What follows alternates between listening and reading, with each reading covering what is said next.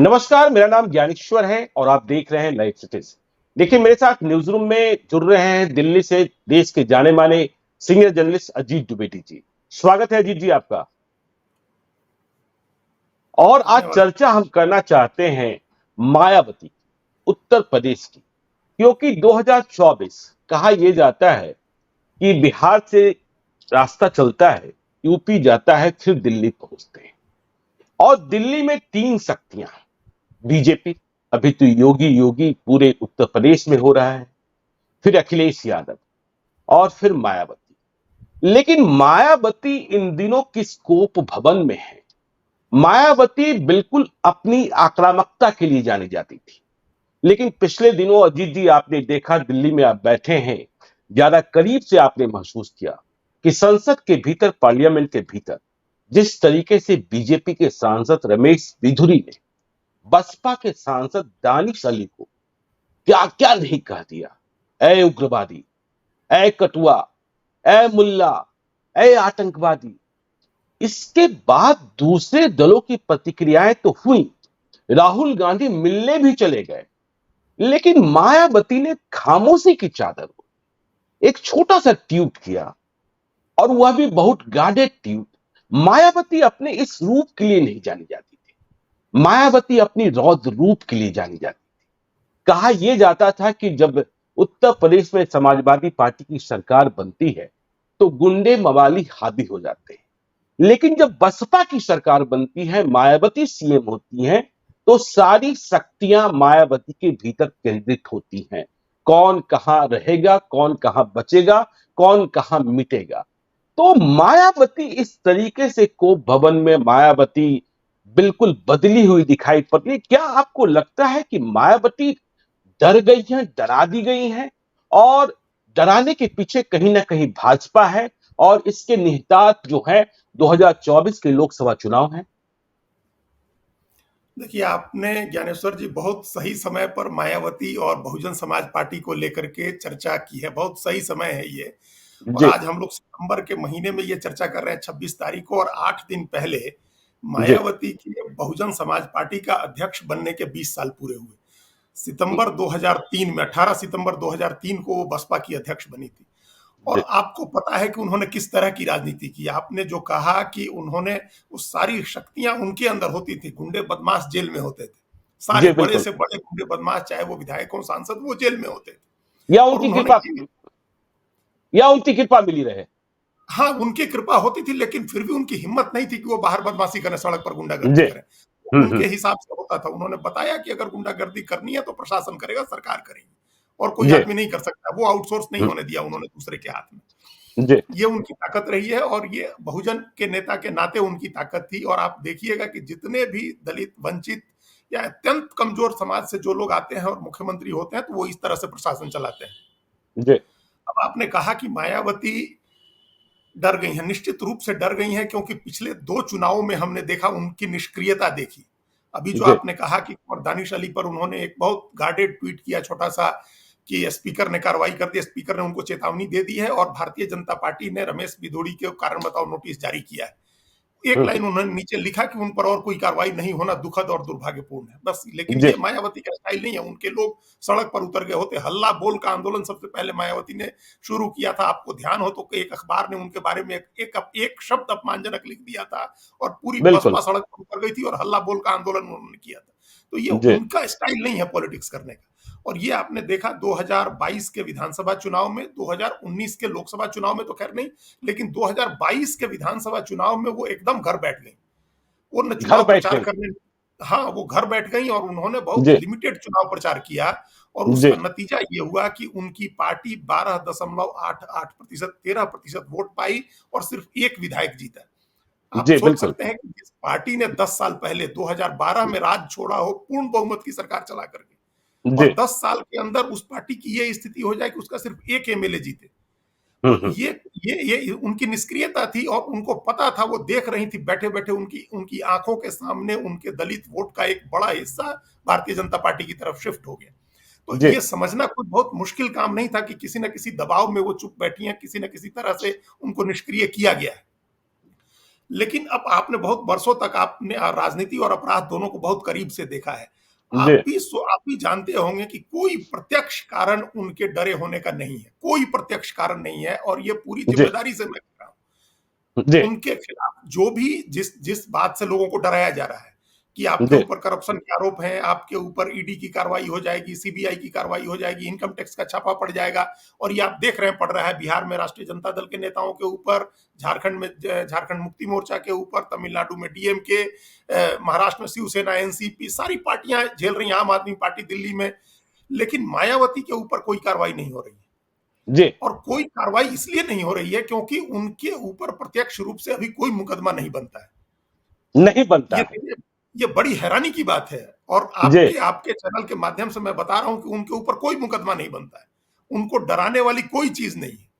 आप सोचिए कि ताज कॉरिडोर का घोटाला था, जो सबसे पहला उनको लेकर के जो आरोप लगे वो ताज कॉरिडोर के घोटाले का आरोप था, और वो केस ट्रायल में भी नहीं गया। आप सोचिए, जिस वजह से जिस केस में लेकर के उनकी इतनी बदनामी की गई, वो केस ट्रायल में भी नहीं गया।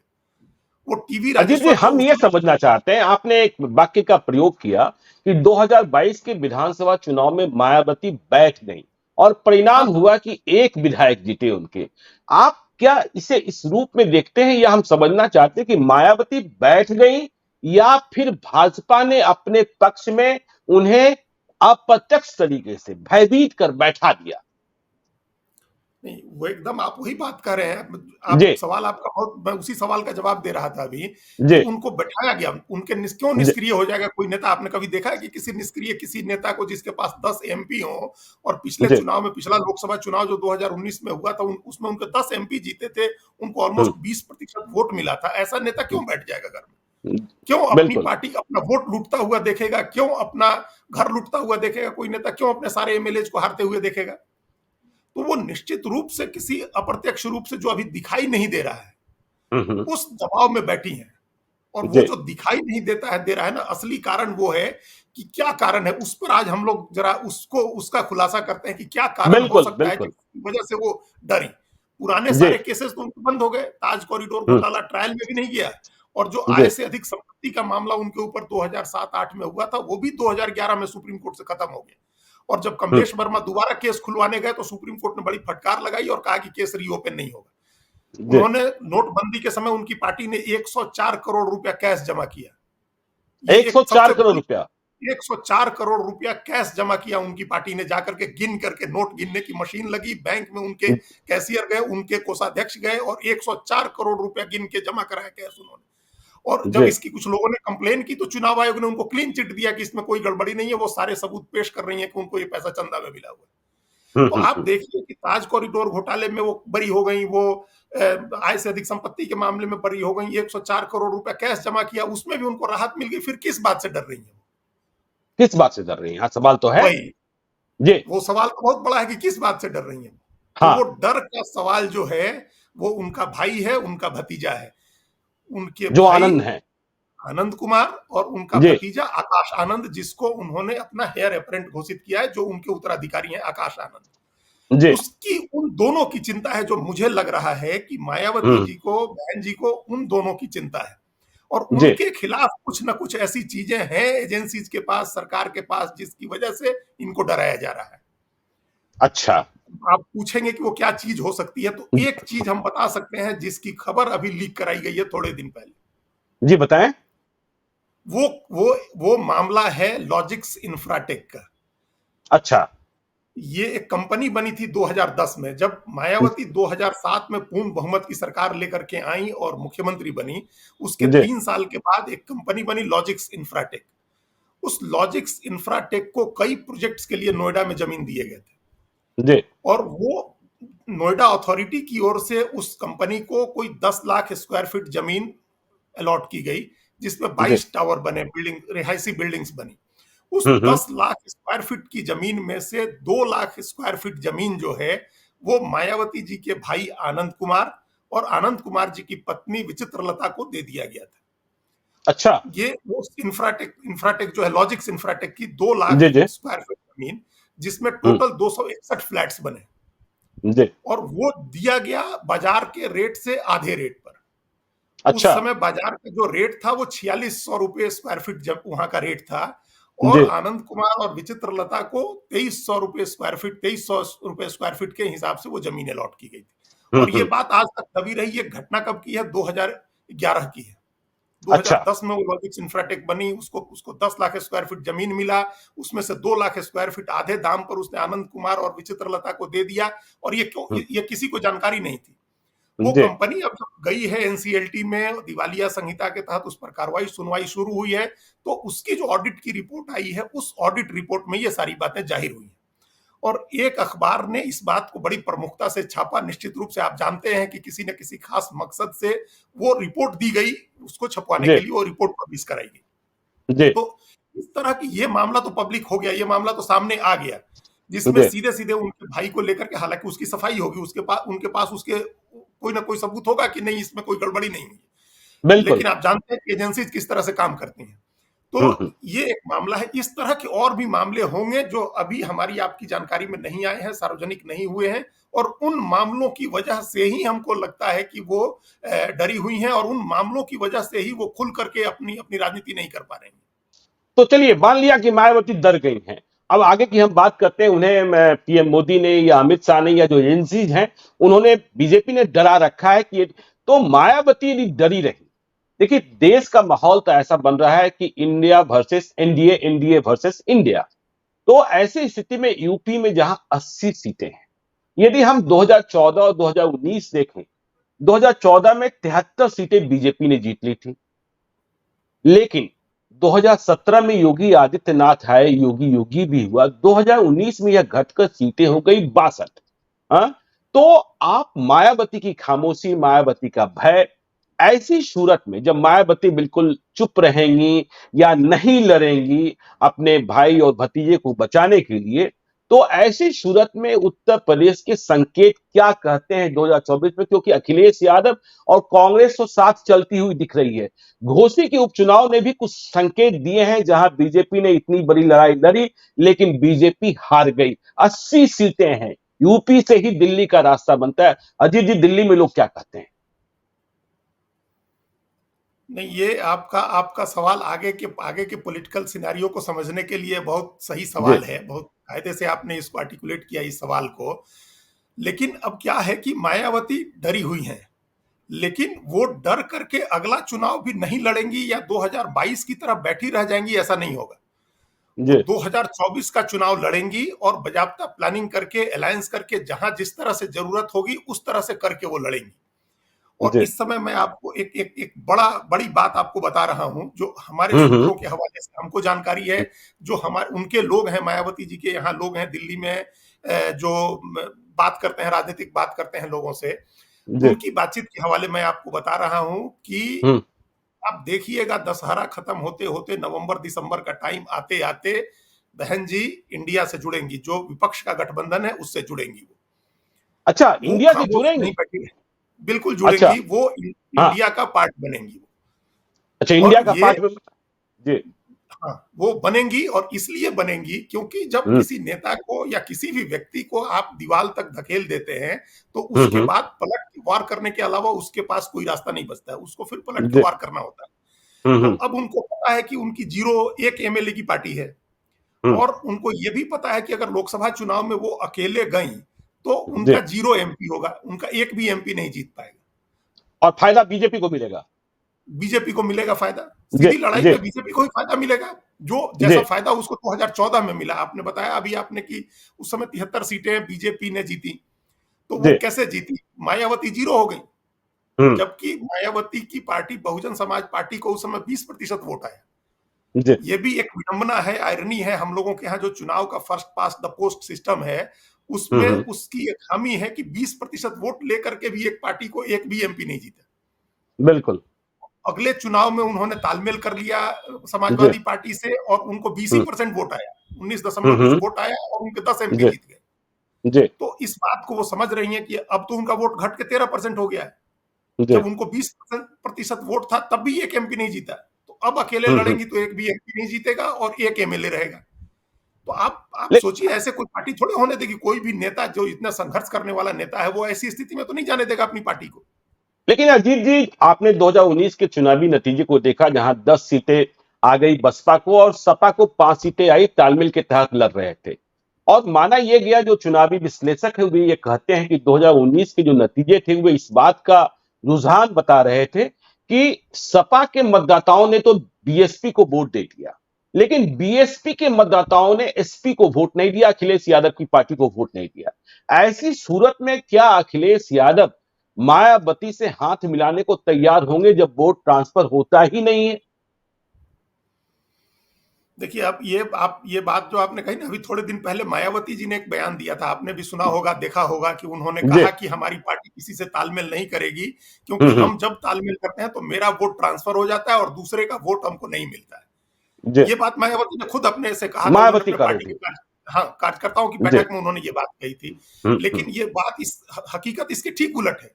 हकीकत जी। वो है जो आपने बताई अभी, कि हम्म। मायावती का वोट नहीं ट्रांसफर हुआ समाजवादी पार्टी को, और समाजवादी पार्टी का वोट ट्रांसफर हुआ, जिसकी वजह से मायावती 0 से 10 पहुंच गई और जी। समाजवादी पार्टी 5 की 5 ही रही। समाजवादी पार्टी को हम्म। 2014 में भी 5 सीटें मिली थी, हम्म। 19 में भी वो 5 ही सीट पर रह गई, और मायावती को 2014 में 0 था, 19 में वो 10 पहुंच गई। तो जी। ये हमेशा होता रहा है। मायावती की पार्टी ने, बहुजन समाज पार्टी ने, मान्यवर कांसीराम के टाइम से जब भी बसपा ने तालमेल किया है, तालमेल का फायदा बसपा को मिला है।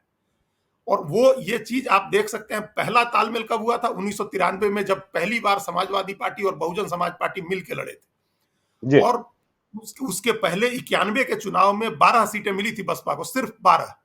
और जी। 93 में जब वो समाजवादी पार्टी से तालमेल करके लड़ी तो उसकी सीटों की संख्या 67 पहुंच गई। एक चुनाव में उसको 67। 55 सीट का फायदा हुआ और सीटें उसको वोट हो गया 27%। जी। लेकिन मैं 93 में वही समझना उन्होंने, चाहता था। जी। हाँ, मैं 93 में वही उन्होंने, समझना चाहता था। हाँ, मैं ठीक बात वही कह रहे हैं, वही समझना तो। चाहता। जी। हम्म।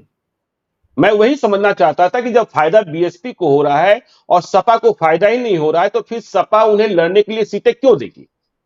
नहीं, सपा को फायदा हुआ था 93 में। 93 में तिरानवे में फायदा सपा हुआ था। को, 93 में सब जब पहली बार ये लोग साथ आए, और मान्यवर कांसीराम जी और आदरणीय मुलायम सिंह जी दोनों नेता थे, बड़े नेता थे, दोनों बहुत बड़े नेता, जी। कद्दावर नेता। इन दोनों नेताओं ने तालमेल किया था, और ये जी। दोनों खूब मेहनत की थी इन लोगों ने, और इनकी सरकार बनी थी। मुलायम सिंह मुख्यमंत्री बने, और बाद में 95 में उसी वोट के दम पर मायावती पहली बार मुख्यमंत्री बनी थी वहां। जी। पहले मुलायम सिंह मुख्यमंत्री हुए, फिर मायावती बनी। हम्म। 96 के चुनाव में उन्होंने सपा को छोड़ दिया और कांग्रेस से तालमेल कर लिया। फिर हम्म। कांग्रेस के तालमेल में भी उनको फायदा हुआ, उनकी सीटें 67 की 67 बची रह गई, और कांग्रेस घट के जो 33 सीट पर आई, वो आज तक, अब उसके बाद से कांग्रेस का सबसे हाईएस्ट सीट है। कांग्रेस उसके बाद फिर कभी 33 नहीं पहुंची। जी। कांग्रेस की ये बिल्कुल खराब बिल्कुल। हालत हो गई, एक बार हम्म। बसपा से तालमेल। हम्म। उन्होंने फिर बीजेपी के साथ तालमेल किया मायावती ने, जब 2002 में, 1997 या, हाँ, 97 और 2002 में वो बीजेपी की मदद से मुख्यमंत्री बनी। तो जब भी तालमेल करती हैं उसका फायदा उन्हीं को मिलता है। बिल्कुल। इसके बावजूद अखिलेश यादव भी अपने पार्टी के लिए एक तरह से अस्तित्व की लड़ाई लड़ रहे हैं। उनको पता हम्म। है कि अगर लोकसभा चुनाव में अगर बीजेपी को उत्तर प्रदेश में नहीं रोका गया तो उसको पूर्ण बहुमत आने से कोई नहीं रोक सकता है। जी। जब आपके आपके लिए उत्तर प्रदेश में 80 सीटें, अगर बीजेपी पिछली बार जितनी जीती है, अगर 62-65 सीट भी जीतती है, और सब आदमी मान रहे हैं कि गुजरात उसका फिक्स है कि 26 सीटें वो जीतेगी, आप बिल्कुल। पूरे देश को छोड़ दीजिए, तो अगर उत्तर हम्म। प्रदेश और गुजरात से किसी पार्टी को 90 सीटें फिक्स हो जाए तो आप उसको कैसे रोकिएगा पूरे देश में? हम्म। तो रोकना तो उत्तर प्रदेश में ही है, बिहार में जी। है, उत्तर प्रदेश में है, रोकना तो यही है उनको। तो हम्म। अखिलेश यादव इस बात को समझ रहे हैं, इसलिए वो तालमेल से दिक्कत नहीं करेंगे। लेकिन जो मेरी सूचना है, वो जी। सूचना ये है कि उत्तर प्रदेश में त्रिकोणात्मक लड़ाई हो जाएगी, 3 गठबंधन बन जाएंगे उत्तर प्रदेश में। 3 गठबंधन बन जाएंगे? बिल्कुल वो 3 कैसे? गठबंधन। वो कैसे? वो ऐसे कि मायावती की जो अभी बातचीत हो रही है, वो सीधे कांग्रेस पार्टी से बात हो रही है। अच्छा, और ये बिल्कुल मैं ठीक है। अभी आपको बता रहा हूं, ये बड़ी हम्म। बात है, लगता है और भी थोड़े हम्म। लोग जानते हों, लेकिन जो लोग जो उस बातचीत में शामिल हैं, जो बार्गेन, जो मोल भाव हो रहा है, सीटों की बातचीत हो रही है तालमेल के लिए, वो जी। सीधे प्रियंका गांधी वाड्रा कर रही हैं आकाश आनंद के साथ। अच्छा, आकाश भतीजे के आनंद की साथ। टीम है और प्रियंका गांधी वाड्रा की टीम है, इन दोनों के बीच में बात हो रही है। और कांग्रेस ने यह बड़ा प्रत्यक्ष संकेत दिया एक अनौपचारिक बातचीत में हम लोगों को, जी। कि जो देश की सबसे पुरानी पार्टी है, वो आदरणीय बहन जी के साथ एक समझौते तक पहुंचने की कोशिश कर रही है। अब ये हम्म। कोशिश है, अब ये फलीभूत जी। होगा या नहीं होगा वो नहीं कह सकते हैं, लेकिन कांग्रेस बहुत सीरियस कोशिश कर रही है कि बसपा के साथ तालमेल हो जाए।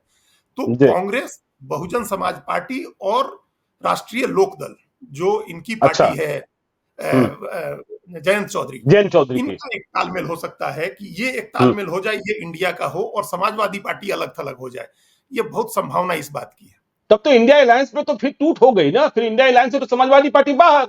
बिल्कुल समाजवादी पार्टी बाहर हो जाएगी, जी। लेकिन उसके बाद भी जो कांग्रेस और सपा आरएलडी रहे, वो जी। इंडिया जो है उसके जी। मुकाबले कांग्रेस बसपा और आरएलडी रहे, ये इंडिया ज्यादा मजबूत है। अच्छा, ये इंडिया ज्यादा मजबूत है। हाँ, ये इंडिया ज्यादा मजबूत है, क्योंकि जी। फिर इस इंडिया के साथ वो वोट जुड़ेगा जो बीजेपी का कोर वोट है। हम्म। जैसे वोट क्या है, आप एक तरह से समझिए, आप स्ट्रेटेजिक चीज होती है। आपका पूरे जी। प्रदेश में 20% वोट हमने कहा मायावती का, और एक भी सीट नहीं है। लेकिन जी। अगर इस तरह का तालमेल हो जाए जिसमें कांग्रेस हो, बसपा हो और आरएलडी हो, तो जी। पश्चिमी उत्तर प्रदेश की जो 20-25 सीटें हैं वो सब में मैक्सिमम सीट ये लोग जीत जाए। आप इधर से शुरू करिए, आप साहिबाबाद गाजियाबाद छोड़ दीजिएगा, उसके बाद मेरठ एक बीच में छोड़िए, बाकी सारी सीटें अलीगढ़ हो, अमरोहा हो, बिजनौर हो, नगीना हो, बुलंदशहर हो, मुरादाबाद हो, हापुड़, ये तमाम सीटें जो हैं लोकसभा की, ये सब सीट जो है जीत जाए इंडिया अलायंस, अगर बसपा कांग्रेस और आरएलडी का अलायंस हो जाए तो। नहीं और तो इस आप ये दिशा में कह रहे हैं कि, जी, तो आप ये कह रहे हैं ना कि इंडिया अलायंस से सपा को बाहर होना पड़ सकता है, और वहां 5 राज्यों में जो चुनाव हो रहे हैं उनके नतीजों के बाद वहां मायावती की एंट्री हो सकती है। बिल्कुल हो सकती है। ये जी। ये जो अभी की बातचीत है, उस बातचीत के हाँ। आधार पर हम आपको बता रहे हैं।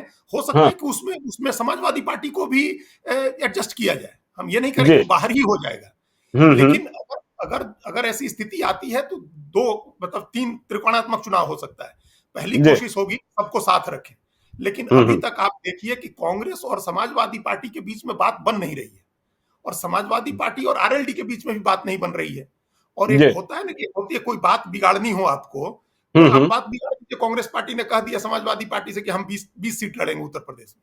ये कहा है कांग्रेस पार्टी ने, बजाबता मुंबई जी। की बैठक में भी और कोऑर्डिनेशन कमेटी की बैठक में भी कांग्रेस ने कहा कि हम 20 सीट लड़ेंगे। अब हम्म। अखिलेश यादव हतप्रभ है, हैरान है कि 20 सीट आपको, आपके पास कैंडिडेट कहाँ है 20 सीट पर लड़ने के लिए। जी। उन्होंने पूछा कि आपके पास तो 4-5 छोड़ करके कैंडिडेट ही नहीं है, आप अमेठी रायबरेली छोड़ दीजिए, ज्यादा से ज्यादा एक सुल्तानपुर ले लीजिए, 2-4 सीटों पर, और आपके बाद फर्रुखाबाद अगर आप सलमान खुर्शीद को लड़ाना चाहें तो आपके पास कैंडिडेट ही नहीं है, और आप कह रहे हैं कि हमको 20 सीट चाहिए। तो ये बात बिगाड़ने वाली बात होती है। जयंत चौधरी ने जी। कह दिया कि हमको 12 सीट चाहिए। अब हम्म। उसने कहा कि भाई आपको 2-3 सीट से ज्यादा की नहीं है, आप बागपत लड़िए, मथुरा लड़िए, एक आध सीट और कोई बीच में ले लीजिए। तो हम्म। उनको 12 सीट चाहिए है। अब चंद्रशेखर जो थे, वो उनसे भी बात हो रही थी अखिलेश यादव की। तो जी। अगर चंद्रशेखर से बात करेंगे, नगीना सीट देने की बात हो रही थी उनको, तो मायावती तो बात ही नहीं करेंगे किसी हाल में। बात ही नहीं जो करेगी, जी बिल्कुल। पिछली बार जो समाजवादी पार्टी और बसपा के गठबंधन में मायावती ने कांग्रेस की एंट्री नहीं होने दी, उसका हाँ। हाँ। एकमात्र कारण ज्ञानेश्वर जी यही था कि कांग्रेस जी। ने चंद्रशेखर से बात की हुई थी। तो कांग्रेस ने मायावती ने कहा चंद्रशेखर। कि आप दूसरा जो चंद्रशेखर, जो दूसरे दलित नेता उभर रहे हैं, आप उनसे भी बात करिएगा, तो हमसे बात नहीं होगी आपकी। अच्छा, आपने ये कह दिया यूपी की चर्चा करते करते कि अखिलेश यादव बाहर हो सकते हैं, मायावती की एंट्री हो सकती है। अखिलेश यादव यदि बाहर होते हैं तो बिहार में तेजस्वी यादव क्या इंडिया में रहेंगे कि वे भी बाहर हो जाएंगे? नहीं नहीं, वो तो रहेंगे बिहार में। बिहार में इसका कोई असर नहीं पड़ेगा। जी। बिहार में जो इंडिया है, जो विपक्ष का गठबंधन है, वो अपनी जगह है। वो उसमें हम्म। कोई फर्क नहीं पड़ेगा। पहले भी आपने देखा होगा कि कांग्रेस और सपा यहाँ साथ रहे हैं, कांग्रेस और आरजेडी साथ रहे हैं बिहार में, और उत्तर प्रदेश में लड़ते रहे हैं। ये पहले भी आपने देखा है, पिछले ही चुनाव में हुआ जी। जब ये लोग अलग जी। अलग लड़े। तो उसका हम्म। असर वहां नहीं होगा। और यहाँ भी हम्म। इस बात की, ये पक्का नहीं है कि सपा बाहर ही हो जाएगी, जी। लेकिन एक स्थिति बन सकती है। बेहतर हम्म। ये होगा, इनकी कोशिश होगी कि चारों पार्टियां साथ रहें, समाजवादी पार्टी, बहुजन समाज पार्टी, कांग्रेस और आरएलडी। लेकिन अभी जी। पॉलिटिक्स का जो डायरेक्शन है ज्ञानेश्वर जी, हम लोग तो हवा बहती है, मौसम वैज्ञानिक जो लोग हैं, जो नेता बिल्कुल। लोग आपके प्रदेश में, हम लोग के प्रदेश में तो सबसे ज्यादा हम लोग के प्रदेश में मौसम वैज्ञानिक लोग, जी तो उनसे बिल्कुल। अगर हम लोग समझें, कुछ कुछ उनसे समझें, तो आप जी। देखिए कि अभी अभी उत्तर प्रदेश में क्या किया बीजेपी ने। उसने भूमिहार अध्यक्ष बना दिया, कांग्रेस ने, माफ करिए, कांग्रेस पार्टी ने जी। उसने कांग्रेस भूमिहार में। जी। अध्यक्ष बना दिया। विजय राय को अध्यक्छ बना दिया। ब्रिजलाल खाबरी इसके पहले अध्यक्ष थे, और हम्म। उनका कार्यकाल पूरा नहीं हुआ था ब्रिजलाल खाबरी का भी, जी। लेकिन उनको हटा दिया गया। क्यों हटा दिया गया? वो दलित समाज के हैं और बहुजन समाज पार्टी से आए थे कांग्रेस पार्टी में।